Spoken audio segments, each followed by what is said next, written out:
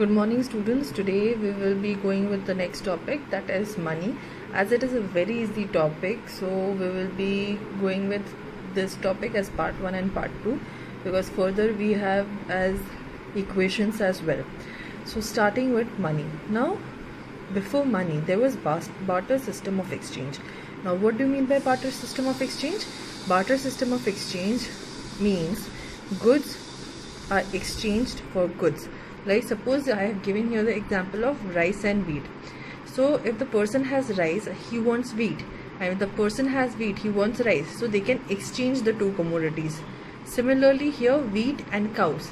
If the person has surplus of the commodity, he can exchange with respect to the commodity he doesn't have. Now when I talk about CC economy, now what do you mean by CC economy? Now CC economy is commodity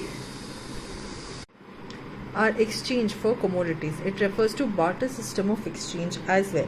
Now CC commodity means C stands for commodity. So CC economy is one in which the commodities are exchanged for commodities.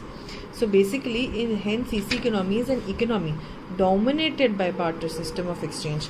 Now there are certain drawbacks of barter system.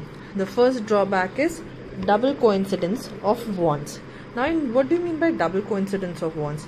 So double coincidence of wants is a situation where the person has wheat and he wants rice, and the person has rice, surplus of rice, and he wants wheat.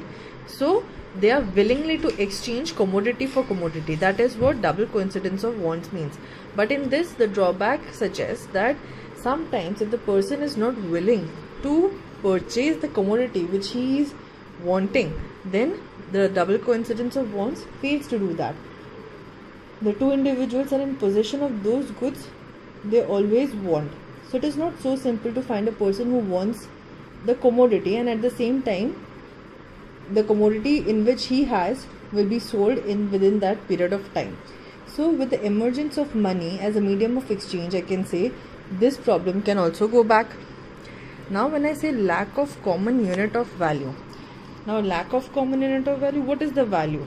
We can say under the barter system, basically cows, horses were the value, but it cannot be measured, yes or no.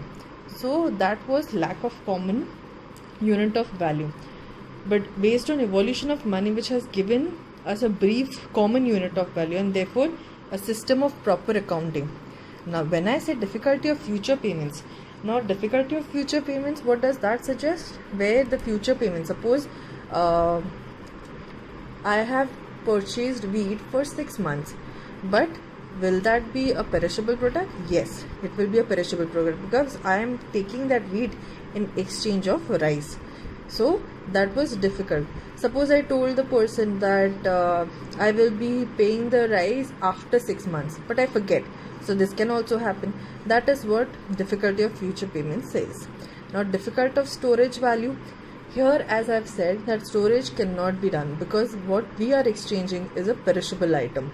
So here when the barter system, certain goods or commodities, I can say, had a perishable value. That was, it was difficult to store the value.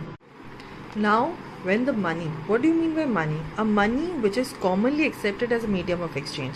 Suppose value of rupees in India is around 100 rupees, dollar in terms like USA, euro for Europe.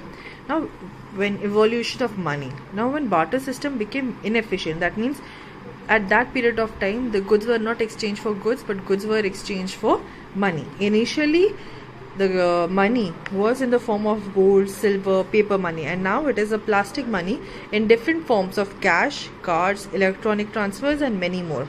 Now when are different uses of money, as we have known, like advantages, it has become advantages of money, like first it was limitation or drawbacks of barter system became the advantages of money, like medium of exchange, store of value, measure of value, standard for future payments.